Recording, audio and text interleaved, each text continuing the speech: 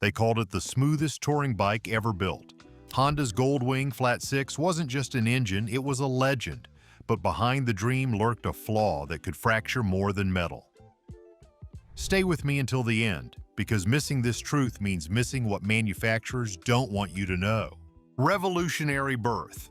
Honda did not just build a touring motorcycle, they created a legend with the launch of the Goldwing. In the mid-1970s, when riders were accustomed to big V-twins that shook, rumbled, and demanded constant adjustment, Honda introduced the GL 1000 with a flat 4 engine.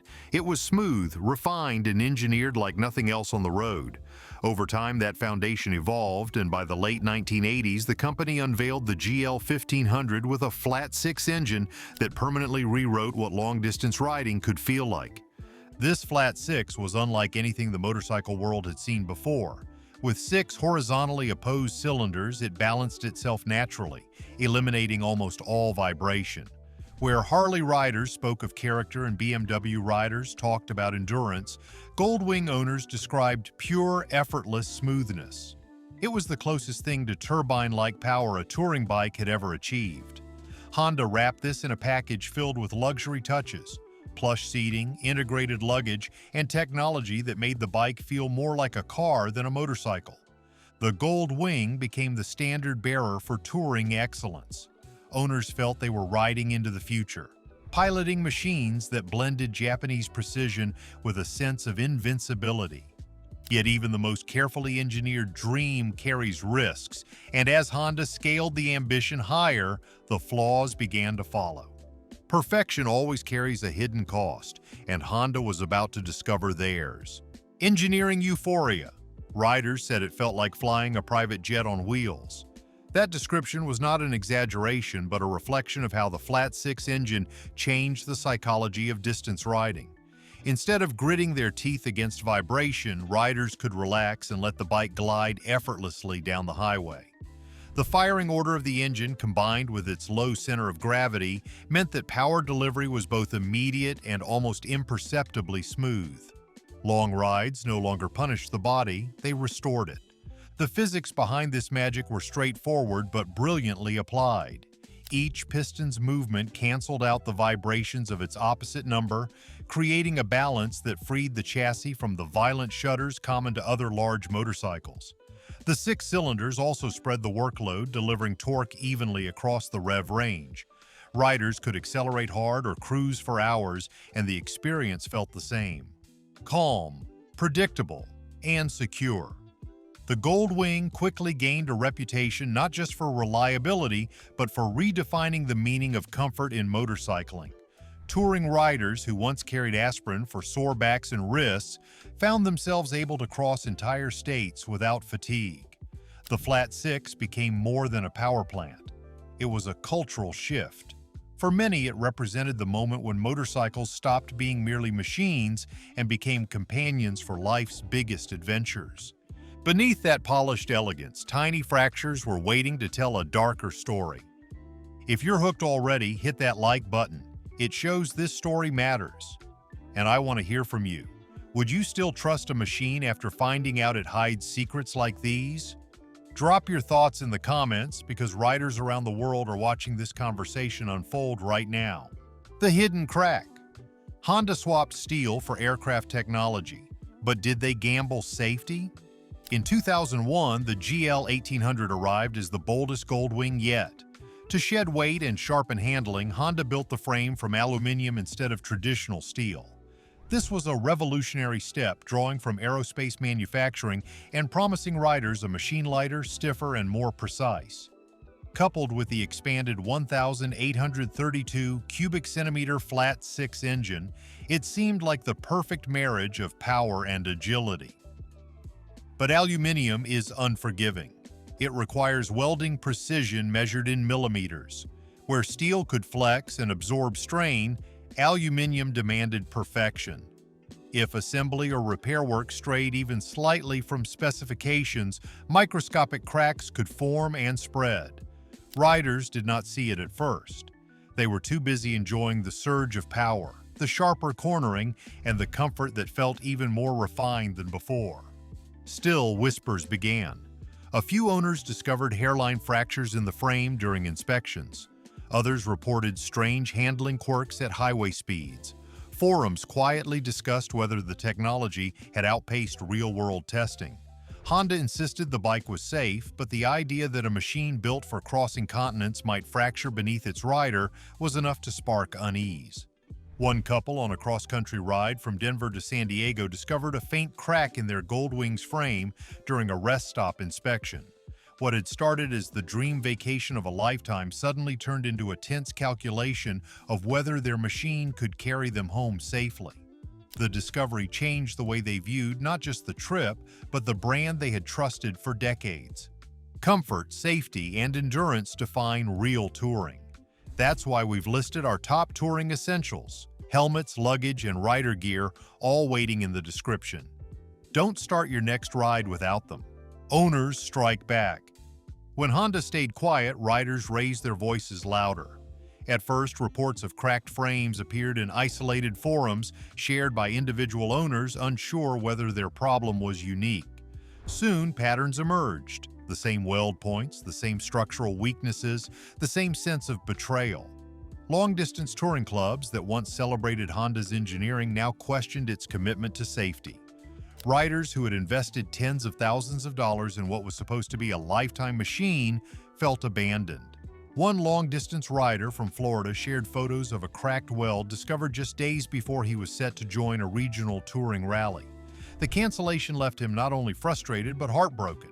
His Goldwing was supposed to be his ticket to friendship, freedom, and open highways. Instead, it became a reminder of vulnerability.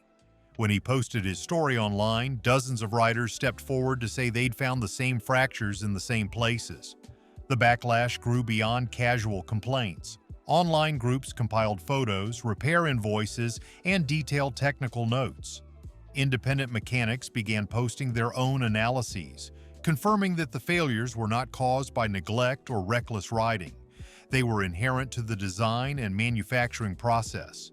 The Goldwing community, usually devoted to loyalty and brand pride, transformed into an organized network demanding accountability.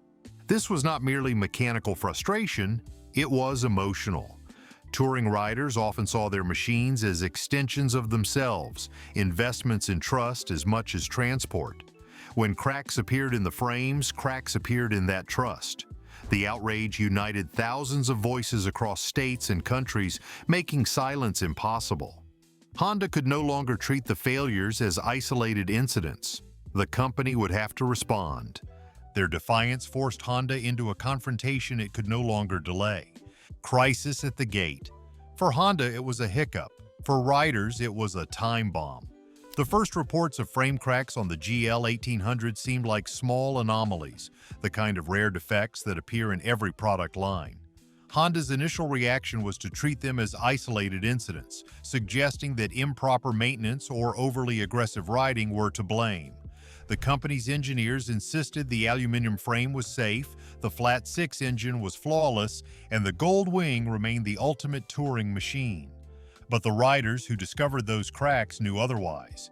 They were not stunt riders abusing their bikes, they were long-distance tourers who treated their machines with meticulous care. Many of them had full service records showing compliance with every factory recommendation. To discover a hairline fracture in a motorcycle that cost more than $25,000 was not just unsettling, it was infuriating.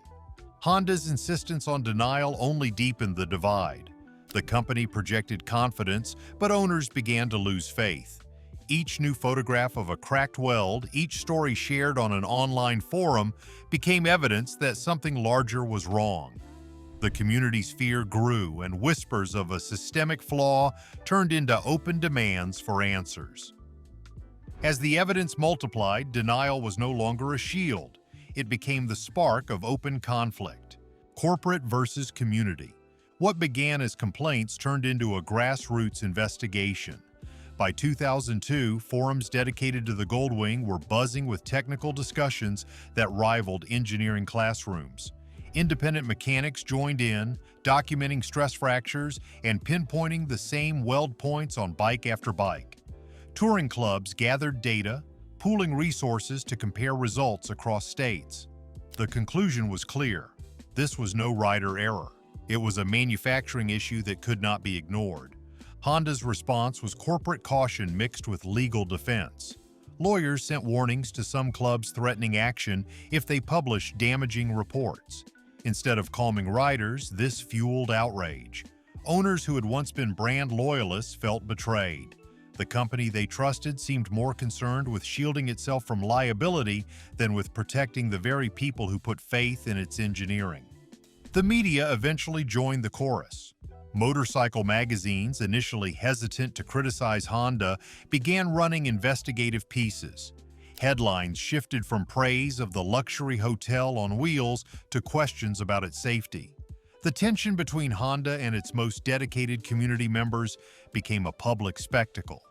The more Honda resisted, the stronger the rider movement grew, uniting hobbyists, professionals, and safety advocates in common cause.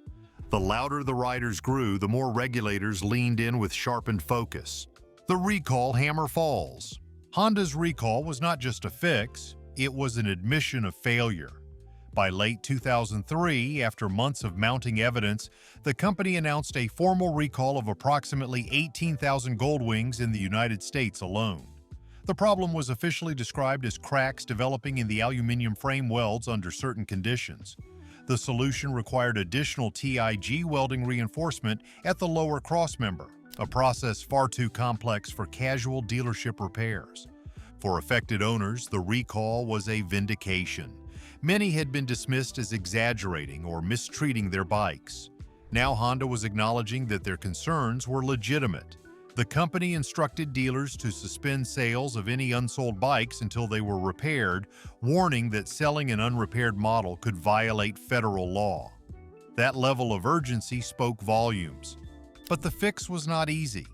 Each motorcycle had to be partially disassembled, its frame exposed, and the welds reinforced by certified aluminum specialists. The process took weeks per bike and cost Honda millions of dollars. Yet the recall was thorough, far more comprehensive than quick patches sometimes seen in the automotive world. It signaled that Honda finally understood the seriousness of the issue. What unfolded inside Honda's factories would prove just as dramatic as the recall itself. Engineering Reboot. The recall welded more than frames, it reforged Honda's reputation. Inside the company, the crisis became a turning point. Engineers and managers admitted privately that the rush to bring the GL 1800 to market had outpaced the readiness of the production system.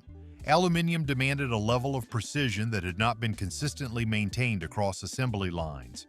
The recall was not simply about fixing existing bikes, it was about rebuilding Honda's entire approach to quality control.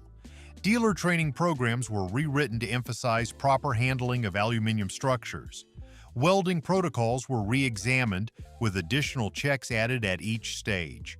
Honda invested heavily in certification programs to ensure that only properly qualified technicians could perform frame repairs. The company also introduced stricter inspection routines, testing frames with greater frequency, and documenting results in ways that could be reviewed by independent auditors if necessary. This internal reform was invisible to most riders, but its impact was profound. The Goldwing's reputation for bulletproof reliability had been shaken, yet Honda was determined to restore it. Engineers who had once spoken of innovation now spoke just as passionately about resilience. They understood that the Goldwing was more than a machine. It was a symbol of trust. The true measure of redemption would not be words in a service bulletin, it would be tested on the highway. A new standard. Fixed bikes did not just survive, they rode stronger than ever. For riders who had endured months of uncertainty, the recall repairs brought unexpected relief. Owners reported that their motorcycles felt sturdier, more balanced, and more confident on the highway. What was once a terrifying vulnerability became, after reinforcement, a mark of resilience. Instead of crumbling under crisis, the Goldwing evolved into something even tougher. This was not just technical restoration, it was emotional renewal. Touring enthusiasts who had once wondered if their beloved machines could betray them now spoke with pride about the improvements. Some even claim that their post-recall bikes handled better than new models, describing a sense of solidity that erased earlier doubts. The Goldwing regained its place as the symbol of luxury touring, but this time it carried scars that proved its strength. Communities that had threatened boycotts now organized celebratory rides, reclaiming the open road with confidence. Riders who had considered selling their machines held on, convinced that Honda had turned a failure into a foundation. A recall that could have destroyed trust instead created a second chance. The Goldwing did not collapse under the weight of its crisis. It rose above it. The question remained, could this hard-won trust survive the trials still to come? Legacy engineering. Every weld today carries the scars of yesterday's failure.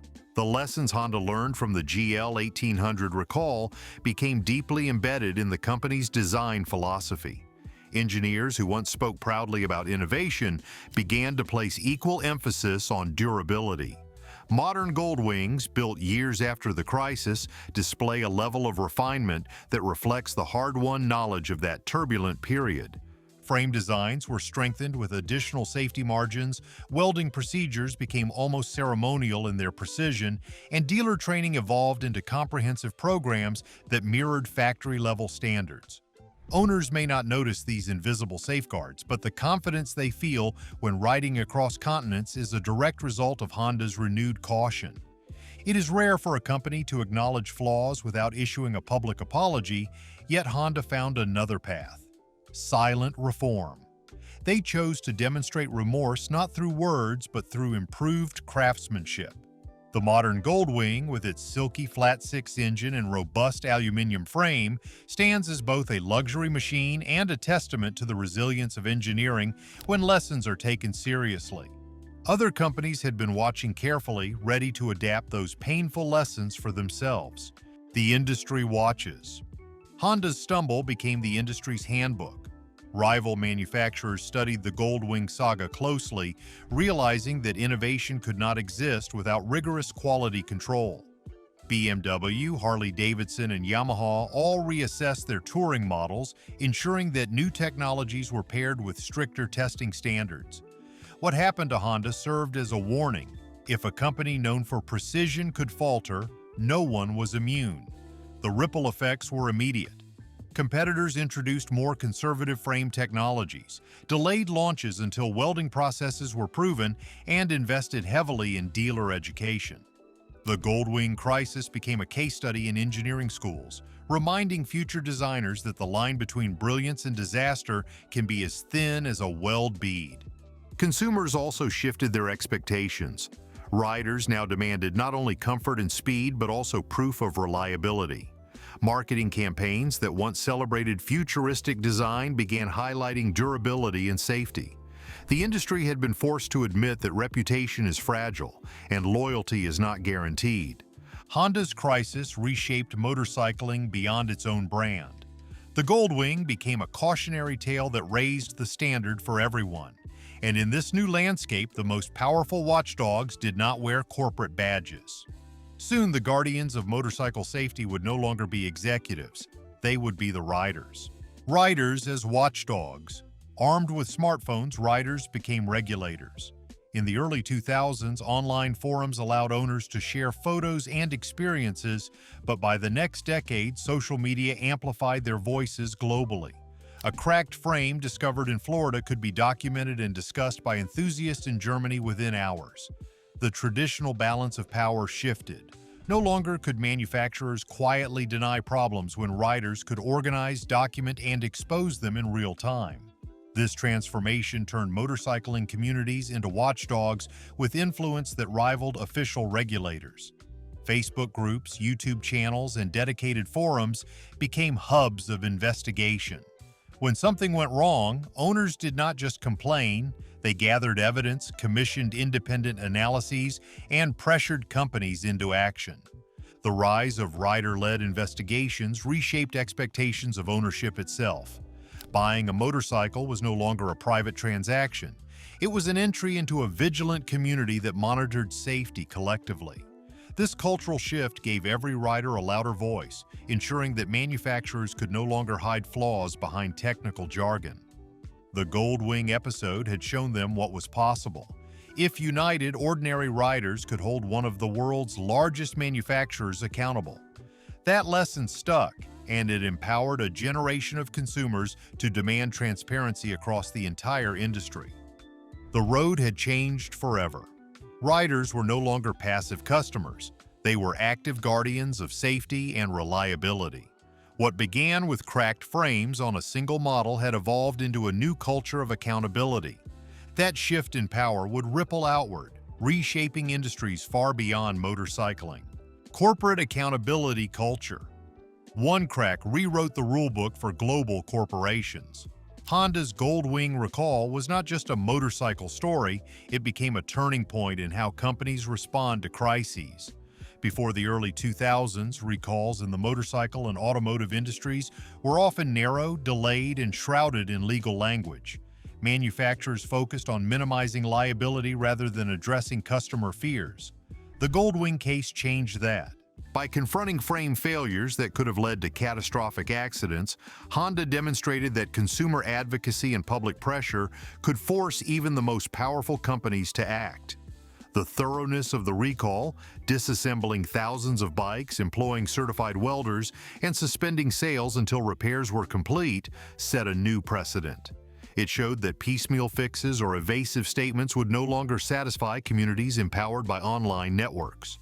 Corporate leaders across industries quietly acknowledged that consumer activism had entered a new era. No longer could problems be contained with limited recalls or guarded press releases. The Goldwing incident proved that communities armed with evidence could command global attention, forcing companies to embrace accountability as a survival strategy. Other corporations noticed. Automakers, electronics firms, and even food companies studied Honda's approach. The lesson was clear: transparency and comprehensive repair are less damaging than denial and delay. Corporate reputations are fragile, and the cost of silence can outweigh the cost of action. The Goldwing recall became a case study in business schools, a reminder that accountability is not optional in a connected world. What began as a recall was transforming into a political talking point with global weight. Political and economic fallout. A motorcycle recall became a lesson in economic nationalism. Regulators across the United States, Europe, and Asia scrutinized the Goldwing's frame failures and Honda's response. Lawmakers recognized that manufacturing innovation could no longer be separated from safety oversight.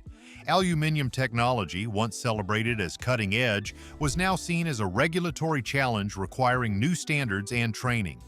In the United States, agencies debated whether existing inspection systems were sufficient to protect riders.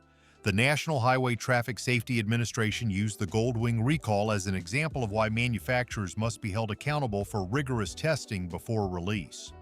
In Europe, discussions about harmonized safety standards for motorcycles intensified, driven by the recognition that global supply chains and international markets demanded consistency. Governments also recognized the symbolic power of the recall. If a company as disciplined as Honda could stumble, no manufacturer was beyond scrutiny. Politicians began framing the case as proof that consumer safety should override corporate pride, turning the Goldwing saga into a rallying cry for stronger oversight worldwide. The fallout was not limited to policy. Jobs in the motorcycle sector were affected as manufacturers slowed production lines to ensure higher quality control. Workers needed retraining in advanced welding techniques, creating both new opportunities and short-term disruptions. Meanwhile, governments highlighted the case as an example of how domestic industries must balance innovation with responsibility. Honda's stumble carried weight far beyond its factories. It became a reminder that global competition is not only about price and performance, it is also about national trust in engineering.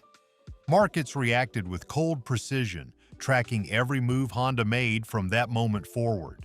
The investor's lens. For investors, it was not about motorcycles, it was about trust.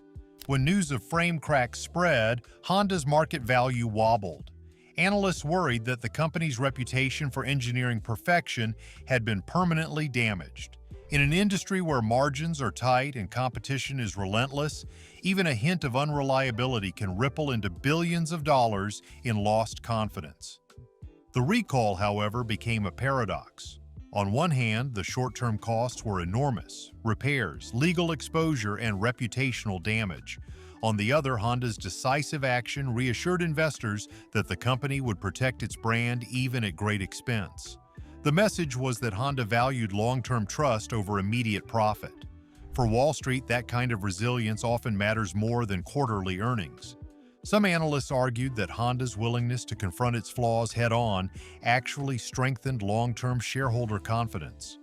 Instead of interpreting the recall as weakness, they saw it as proof of a company prepared to sacrifice short-term profit for enduring credibility. A trade investor's prize when markets are volatile and reputations fragile.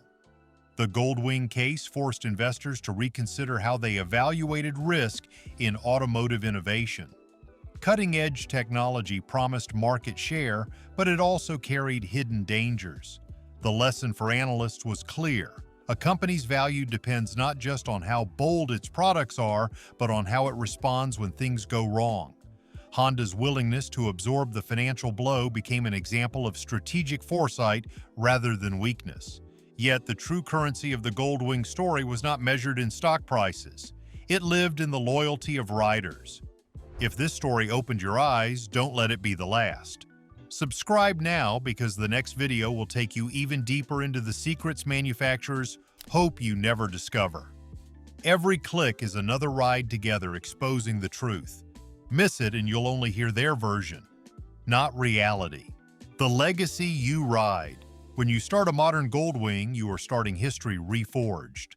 The hum of the flat six engine carries not only power but also the memory of a crisis that reshaped an industry.